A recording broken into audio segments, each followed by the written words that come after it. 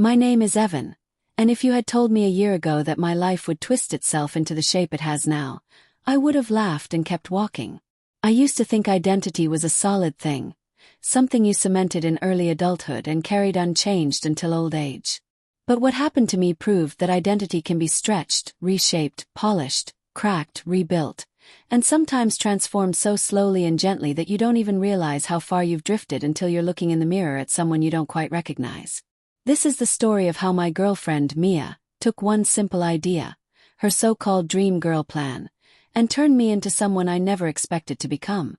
At first it was a joke, then an experiment, then a routine, and then something permanent in a way neither of us could have predicted. The whole thing started as harmless fun, or at least that's what I believed at the time. Mia had always been creative, overflowing with ideas that seemed to burst out of her faster than she could put them into words.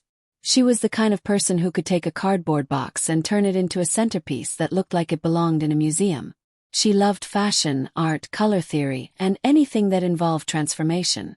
In her world, everything could become something else, something better, something unexpected. We'd been dating for almost a year, long enough for her to know my routines, my insecurities, my habits, and my comfort zone. And I guess that's why she chose me for her little project. She trusted me. And I trusted her. Sometimes too much. It was a rainy Friday when it began, the kind of day where the sky was a sheet of dull gray and the sound of wind against the windows made the apartment feel more like a cocoon. We were sprawled on the couch, half watching some makeover show she loved, half talking about nothing important. At one point, Mia glanced over at me with that spark she always got when an idea took shape in her mind. "You know," she said, tapping her fingers against her knee thoughtfully, "I bet I could turn you into my dream girl." I laughed at first, assuming she was teasing. Dream girl. Me.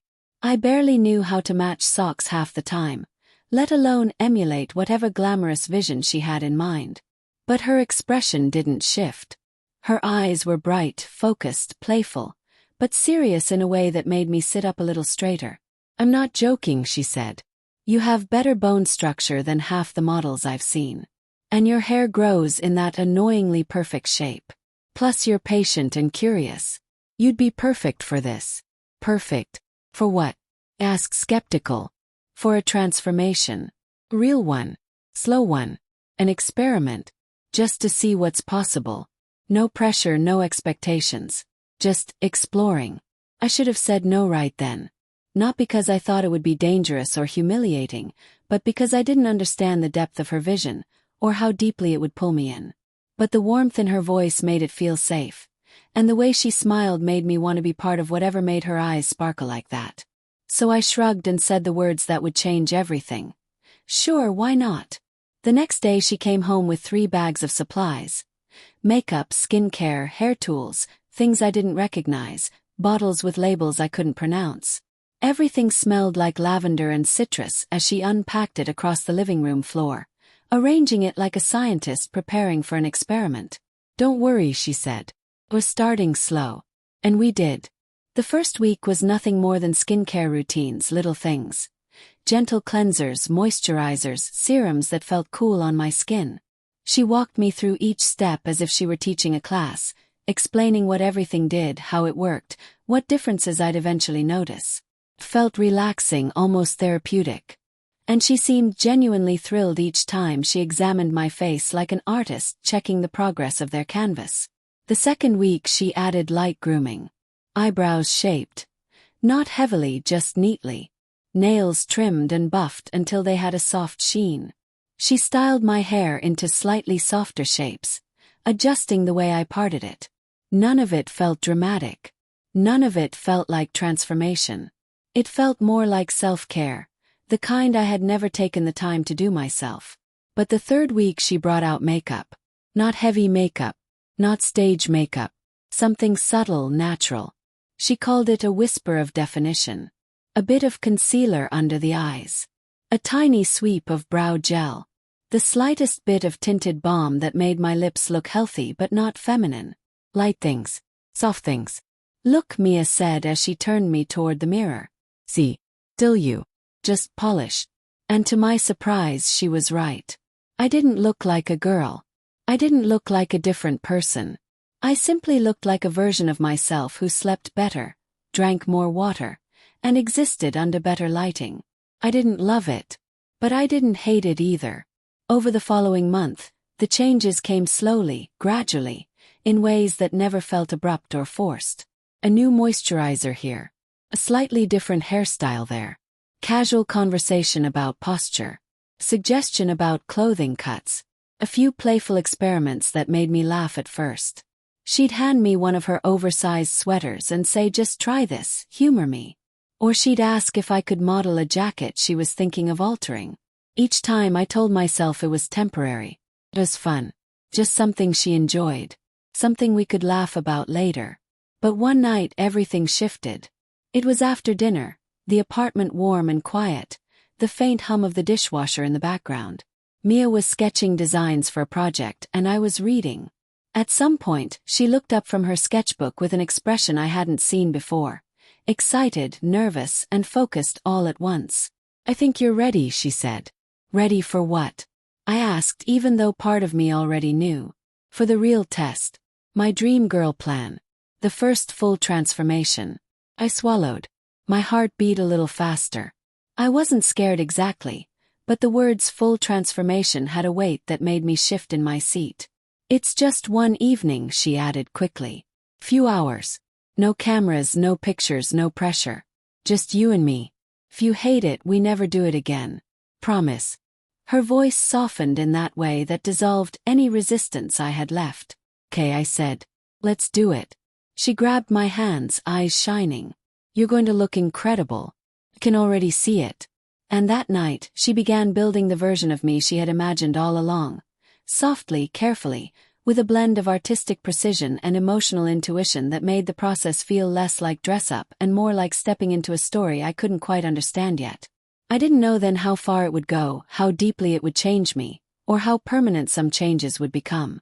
All I knew was the warmth of her hands, the sound of her laugh as she worked, and the quiet thrill of watching someone else shape an entirely new version of me as if it were the most natural thing in the world. But that was only the beginning. The next few hours felt like a dream I was both inside of and observing from outside myself. Mia worked with meticulous care, guiding my hands, adjusting my posture, showing me how to move differently, how to tilt my head, how to smile in a way that felt effortless. She dressed me in soft, flowing fabrics that seemed to complement my shape without exaggerating it. I could feel the subtle power in the clothing, the way it made my movements smoother, the way it coaxed confidence out of places I didn't know existed. It was strange, almost surreal, how a combination of cloth, light makeup, and subtle adjustments could make me feel like someone new yet familiar at the same time. She stepped back occasionally, eyes bright, lips pressed together in a smile that was part pride and part anticipation. I watched her watch me, and the sensation was intoxicating. It was a mixture of vulnerability and trust, the kind that comes only when someone completely believes in your potential even before you do. I didn't realize until that moment how much I had wanted to be seen, not just for who I was, but for who I could become in someone else's imagination. When she finally told me to look in the mirror, I almost didn't recognize myself. My reflection was softer, lighter, smoother. The careful grooming and gentle touches had removed the edges I hadn't known were rough. My eyes seemed brighter. My hair fell in a way that framed my face differently, and my lips looked fuller without being exaggerated. I didn't feel like I was wearing a mask. I felt like I had been cleaned, polished, and reshaped into a version of me I hadn't realized was possible. "You look amazing," Mia said, and her voice had a tremor I hadn't heard before. "I don't know how to explain it. I can already imagine this being permanent, if you wanted it to be." Froze. Permanent. The word sank into me like a cold drop of water. My mind raced, a mixture of excitement and anxiety. Could I really be someone else every day, not just for fun or a fleeting experiment? Could I really allow her to guide me this far? My rational mind screamed caution, but some deeper, quieter part of me was intrigued, almost eager. We spent the night experimenting with subtle adjustments, walking differently, speaking differently, even laughing differently. Mia was relentless, yet patient, pointing out tiny details I never noticed before. She made me sit, stand, turn, bend, tilt, and pose. She worked on my posture until even my spine felt like it had been reshaped from within. When she finally stepped back, her eyes glimmered like someone who had just completed a masterpiece. I touched my face, my hair, the smooth lines of my neck and arms. Everything felt different, yet mine. It was thrilling and terrifying at the same time. Part of me wanted to step back, to say enough, stop, let's just return to normal. But another part, an unacknowledged part that had longed to be molded, seen, appreciated, was not ready to stop. The following days were a blur of continued transformation. Mia's attention to detail was relentless. She experimented with hairstyles, clothes, accessories, and even my voice, encouraging me to speak softly, to modulate tones in ways that felt alien at first. She introduced me to subtle ways of moving, gestures that seemed inconsequential but made a profound difference. It was like learning an entirely new language, one of elegance and grace, nuance and subtlety. At first, I thought it was all temporary, a performance for her amusement. But then something shifted inside me. I began enjoying the attention to detail, the quiet satisfaction that came from noticing small changes in myself. I caught myself admiring my reflection, adjusting a strand of hair, smoothing the collar of a shirt. I began anticipating her suggestions, wondering what she would notice next. I began to feel alive in a way I hadn't before. One evening, she presented me with a surprise. A full outfit she had chosen and styled herself. I looked at it skeptical. It was delicate, flowing, and undeniably feminine, but not in a way that felt costume-like. It felt like an extension of myself, like clothing had finally found the body it was meant to adorn. "Try it on," she said, and her eyes sparkled. I did, hesitating at first, but as I stepped out, something remarkable happened. She gasped softly, almost like a whisper, and I realized that my reflection had started to feel less like a stranger and more like an evolution of me. My posture changed, my confidence grew, and for the first time, I caught myself smiling freely in a way I didn't remember doing before. From that night onward, the line between experiment and permanent began to blur. Mia didn't push. She simply guided, observed, and encouraged. Every day, subtle changes accumulated. Haircuts, wardrobe adjustments, posture shifts, even the way I carried myself emotionally. She celebrated each small victory with a quiet cheer, a soft pat on the shoulder, a delighted laugh that made my heart swell. The moment of true realization came when I caught myself in a full-length mirror, fully dressed and styled by her, and I didn't feel out of place. I didn't feel like an impersonation or a temporary act. Felt natural. I felt like this version of me had always been inside, waiting for the right conditions to emerge. It was intoxicating, liberating, and disorienting all at once. And that's when I understood something fundamental. This wasn't just about appearance. It wasn't about clothes or makeup or haircuts. It was about identity, about potential, about the fluidity of self. Mia hadn't just created a dream girl for herself. She had unlocked a side of me that I didn't even know existed. But with that revelation came a subtle, lingering tension. Could I go back? Would I want to? Could I ever undo what had been done? Or had the process already made itself permanent? The questions lingered like shadows, small but persistent.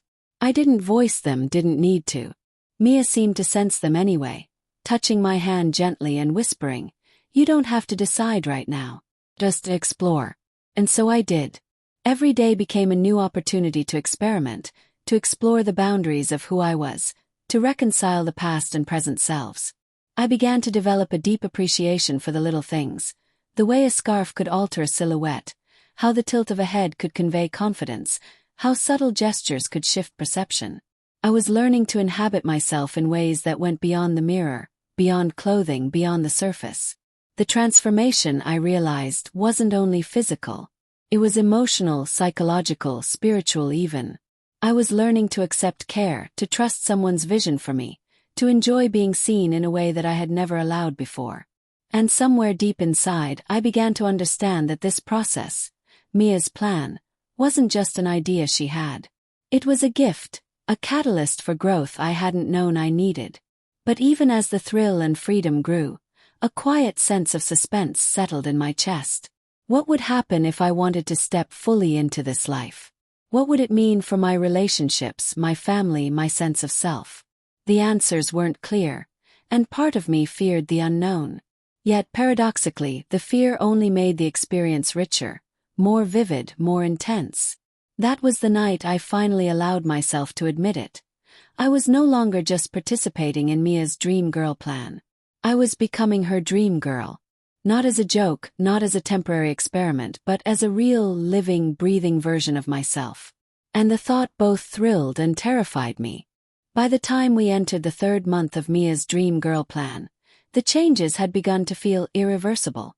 Not because she forced them upon me, but because I had willingly embraced each step, each suggestion, each subtle shift in habit or style. My wardrobe had slowly evolved from casual, unremarkable clothing into a carefully curated selection of soft fabrics, flattering cuts, and delicate colors. Every morning, I would find myself lingering in front of the mirror longer than I used to, adjusting a hemline, smoothing a crease, fixing a stray strand of hair, all the while wondering if this was who I truly wanted to be, or who she wanted me to be. But the distinction had started to blur. Her vision and my self-image were intertwining. The most profound shift wasn't in my appearance, though that was dramatic. It was in how I felt. Walking down the street, sitting in a cafe, moving through my day, I felt a strange, exhilarating confidence I had never experienced before. People treated me differently, of course, noticing subtle poise, smoother movements, the way I held my gaze. But it wasn't just external.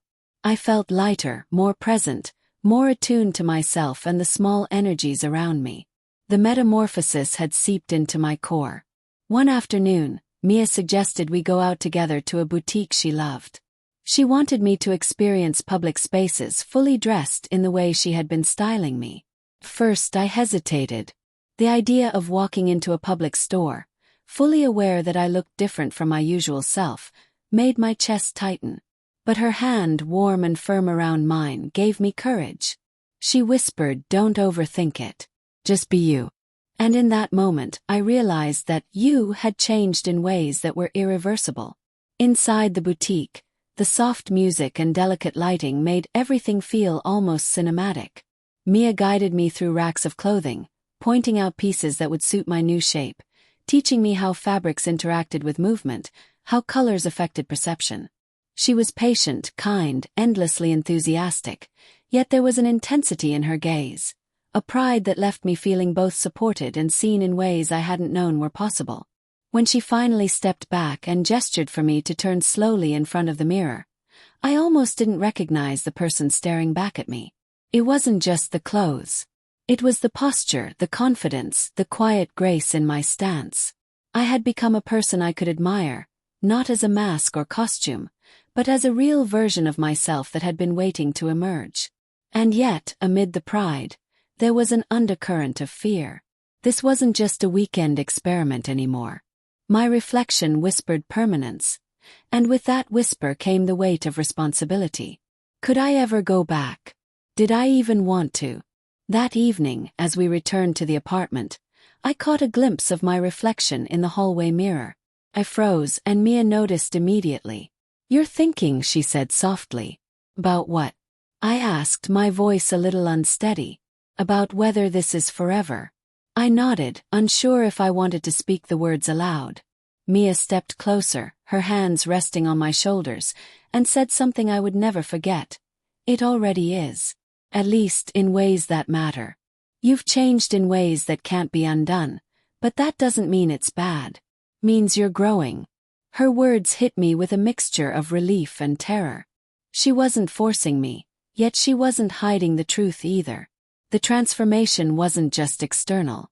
It had seeped into my habits, my gestures, my emotional patterns. Even the way I thought about myself had evolved. I was no longer just Evan, the guy who shrugged off mirrors and ignored subtle grooming. I was someone else, someone new, someone polished and refined. Someone Mia saw as a living embodiment of a vision she had held for months. And in that moment, I realized that the permanence she spoke of wasn't about coercion. It was about acceptance. The following weeks were a delicate balance between discovery and hesitation. I experimented with new styles, new routines, and gradually, the idea of reverting to my old self felt less appealing. Even my voice, which Mia had encouraged me to modulate gently, began to settle into a softer, more melodic cadence that surprised me. I noticed friends starting to comment, subtle compliments about my energy, my presence, the way I carried myself. None of it felt like I was performing. It felt like I was finally inhabiting a fuller version of myself. Then came the day that changed everything in a more tangible sense. Mia had signed me up for a modeling workshop, a local event focused on confidence, posture, and presentation. She assured me it was just for fun, a way to experience the skills she had been teaching me in a new context.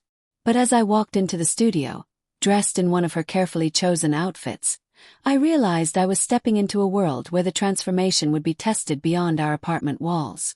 The room was filled with people of all shapes and sizes, instructors guiding them through movements, posture adjustments, and small exercises in expression.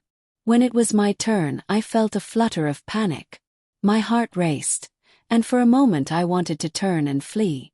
But Mia's hand on my back, steady and reassuring, reminded me that I had been preparing for this, that I had grown into this, whether I fully understood it or not. The instructor guided us through poses and walking exercises, commenting gently on alignment and presence. When it was my turn to step forward, I took a deep breath and let the lessons Mia had taught me guide me. My posture straightened naturally. My movements flowed with subtle grace. My reflection in the mirrors lining the studio seemed almost surreal. People glanced, whispered compliments were exchanged, and a strange, thrilling pride filled me. I wasn't acting. I wasn't pretending. I was simply present, fully inhabiting the person I had become. After the workshop, Mia and I walked home in silence, both of us absorbing the experience. That night, lying in bed, I realized that the transformation had reached a tipping point. It was no longer an experiment. It was a lifestyle, a way of being, an integrated part of my identity. The permanence she had spoken of wasn't something imposed. It was a natural consequence of growth, of trust, of embracing a vision I had once thought was only hers, but had quietly become mine as well. And yet, with this acceptance came subtle questions, lingering like shadows at the edges of my consciousness. How far could I go? What would others think? Was I ready to fully embrace this new life, not just behind closed doors, but everywhere as an undeniable reality? I didn't have answers yet, and the suspense of uncertainty added a strange intensity to every moment. Mia sensed it, of course. She never pushed, never forced, but her eyes always held that mixture of warmth and challenge, silently inviting me to step further, to explore the limits of my transformation. And slowly, imperceptibly, I began to realize that this wasn't just about appearance, or posture, or even clothing. It was about trust, about growth, about discovering that identity isn't a fixed line. It's a journey, sometimes winding, sometimes turbulent, and sometimes unexpectedly beautiful. And so, I embraced it step by step, day by day, learning that change could be permanent not because it was forced, but because it was chosen, nurtured, and ultimately celebrated. The process wasn't over. Far from it. But for the first time I felt like I was no longer just Evan experiencing an experiment. I was someone evolving, someone alive, someone willing to face the suspense of permanence with curiosity instead of fear. By the 5th month, the transformation had settled into something that felt undeniably permanent. My reflection no longer startled me. Instead, it felt familiar and reassuring. The changes Mia had guided me through, the hair, the posture, the wardrobe, the subtle gestures, the voice modulation, had woven themselves into the fabric of my daily life. What once felt like an experiment had become a natural extension of myself. And yet, despite the comfort, a subtle tension remained, a quiet suspense that made me wonder how far this journey would ultimately go. The emotional twists began to appear in unexpected moments. One evening, while preparing dinner together, I caught my reflection in the stainless steel of the fridge. I paused, frozen for a moment, as the realization hit me fully. This wasn't temporary. I had become someone who moved through the world with a new presence, a refined elegance that had been cultivated over months. And though part of me reveled in it, another part felt the pang of loss for who I had once been, the casual, unassuming Evan who had laughed off mirrors and ignored fashion. I voiced my feelings to Mia, cautiously. Sometimes I miss who I was, I admitted, chopping vegetables with trembling hands. She looked at me, concern mixed with warmth, and put her hand gently on mine. Evan, she said softly, it's okay to feel that. This doesn't erase your past. Just another layer of who you are. You haven't lost yourself. You've expanded. Her words were comforting, yet the complexity of my emotions remained. I began noticing how others responded to me differently. Friends, colleagues, even strangers. There was an unspoken recognition of the new energy I carried. Compliments, curious glances, occasional whispers in public. They were small but constant reminders that I had crossed a threshold. I realized that the permanence Mia had hinted at wasn't a mere aesthetic shift. It had changed the way the world interacted with me, and in turn, reshaped my self-perception in profound ways. One night, Mia suggested something daring, a photo session. She wanted to capture the culmination of her dream girl plan in images, not for public display, but as a personal record of the journey we had undertaken together. The thought made my chest tighten with nervous anticipation. I wasn't sure I could fully confront the permanence of my transformation in such a tangible way. The session began in our living room, transformed temporarily into a studio with soft lighting, backdrops, and careful props. Mia guided me through poses, encouraging subtle shifts in posture and expression. At first, I hesitated, my mind racing with self-doubt. But as she coached me, pointing out nuances I hadn't noticed, something remarkable happened. I began to inhabit the person she had envisioned, but also the person I had discovered myself to be. I wasn't performing for her. I wasn't pretending. I was simply existing, fully present in a version of myself that was both real and beautiful. The emotional intensity of the session surprised me. Each click of the camera shutter was a reminder of how far I had come, how permanent some changes had become, and how deeply this journey had affected me.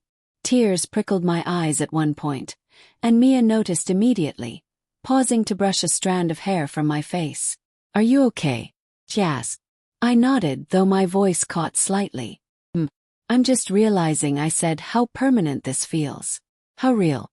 She smiled gently. "That's the point," she said. "It's real. And that's beautiful." Over the following weeks, I began to notice subtler shifts in myself. My thoughts, my reactions, my emotions, they had been shaped by the transformation in ways I hadn't fully anticipated. Confidence came more naturally, but so did vulnerability. I found myself more attuned to Mia's guidance, yes, but also to my own instincts, my own judgments. The process had taught me that permanence didn't mean rigidity. It meant embracing a version of yourself fully, while remaining open to further evolution. One particularly quiet evening, I sat alone in front of the mirror, fully dressed and styled in the way Mia had nurtured over months. The reflection that stared back at me was undeniably me, yet undeniably different. I touched my face, my hair, the lines of my body, and a strange mixture of pride, awe, and fear washed over me. I realized that identity could be sculpted, refined, and even permanently altered, not through force, but through trust, patience, and careful guidance. The next morning, Mia suggested an outing, a walk through the city, a chance to inhabit my transformed self in public spaces. I hesitated, my chest tightening with nervous anticipation. But as soon as we stepped outside, I felt a strange thrill. People glanced, some smiled, some looked curious, but none of it felt threatening. I walked taller, moved more gracefully, and noticed the small energies around me more acutely than ever. It was exhilarating and terrifying at the same time. In that moment, I understood a profound truth. The permanence of the transformation wasn't just about appearance. It was about self-awareness, emotional resilience, and the courage to inhabit a new identity fully. The suspense, the tension, the unknowns, they were all part of the journey, pushing me to explore the boundaries of who I could be. Mia and I returned home that evening, the city lights casting soft reflections through the windows. She looked at me, eyes bright, and said simply, "You've come so far." I smiled, feeling a mixture of gratitude, awe, and something deeper, a quiet acknowledgement that my life had been irrevocably changed. And yet, even as I accepted this permanence, I knew the journey wasn't over.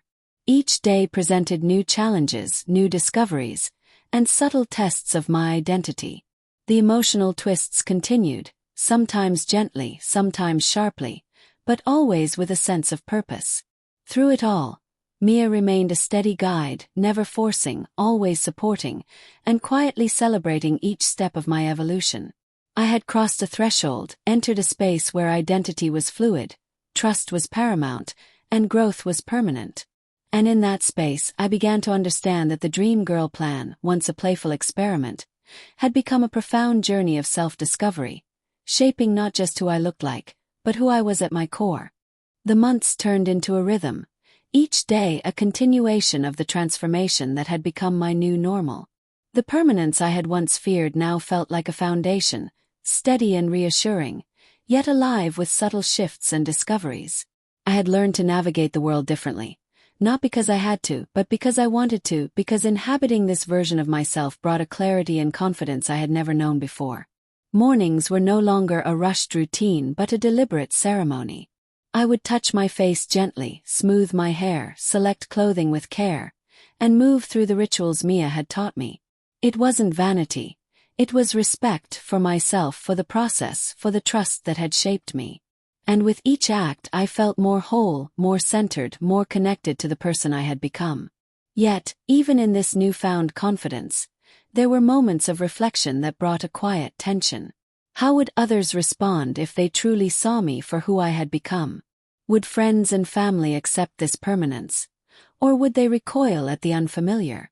I realized that the transformation was no longer a private journey. It had begun to intersect with the world in subtle but profound ways. And that realization carried both excitement and vulnerability. One evening, Mia suggested we take a walk through a local park, just the two of us, to reflect on how far we had come. The city was quiet, the golden glow of streetlights reflecting off wet pavements from a light evening rain. As we walked, she glanced at me with that familiar spark in her eyes, the one that had guided me from the very beginning. "You've grown so much," she said softly. "More than I ever imagined." I smiled, a mixture of pride and humility swelling inside me. "It's strange," I admitted, thinking aloud. "I never imagined I could feel so natural in this version of myself. I used to think identity was fixed, but now I understand it's fluid, evolving, shaped by trust, courage, and care. And yet, it feels permanent." She squeezed my hand, her touch gentle but grounding. "That's because it is, in a way. But permanent doesn't mean frozen. It means you've discovered something real, something that will stay with you even as you continue to grow." We sat on a park bench, the quiet hum of the city around us, and reflected on the journey. I realized that the Dream Girl plan had been more than an experiment or a playful idea. It had been a catalyst, a lens through which I discovered untapped facets of myself, a way to embrace change and permanence at the same time. Mia hadn't simply transformed my appearance. She had opened a door to self-awareness, emotional resilience, and authenticity that I had never fully explored. The emotional twists, the moments of doubt, fear, excitement, and curiosity had not disappeared. They remained, subtly, as reminders that growth is never linear and identity is never fixed.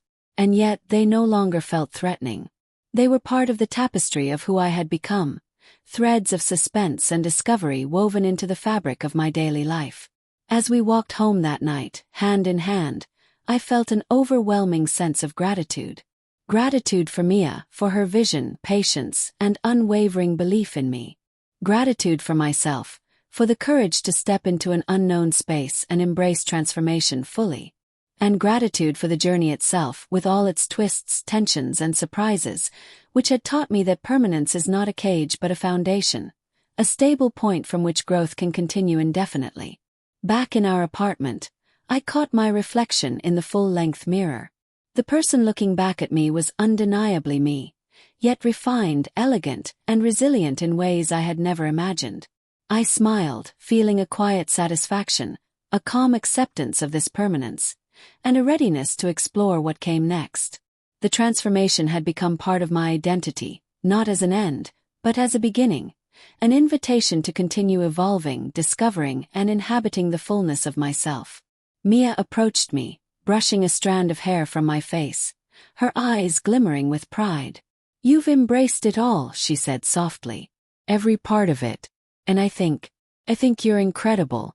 I reached for her hand, gripping it tightly, and realized I had come a long way from the hesitant, unsure version of myself who had agreed to a playful experiment months ago.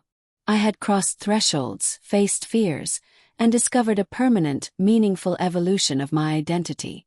And in that moment, I knew that the journey would continue, rich with suspense, emotional depth, and endless possibilities. I leaned back, feeling the weight of gratitude and wonder, and whispered to myself, and to her, "Thank you for everything."